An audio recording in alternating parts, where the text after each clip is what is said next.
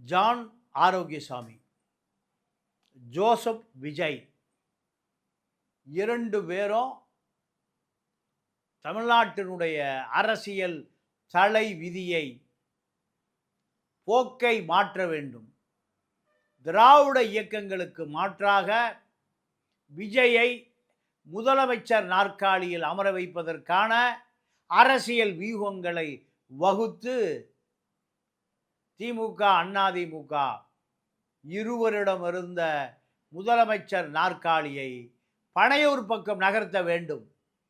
இதற்காக முழு மூச்சாக இரவு பகலாக உழைத்து கொண்டிருக்கக்கூடிய ஜான் ஆரோக்கியசாமி, இவர் ஒரு சிறந்த அரசியல் வியூகம் வகுப்பாளர் என்று விஜய் அவரை ஆலோசகராக வைத்திருக்கிறார்.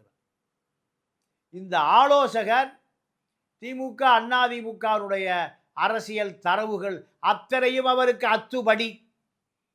பல ஊடக நண்பர்களோ அவர்களுக்கு பல அரிய தகவல்களை கொடுத்து கொண்டிருக்கிறார்.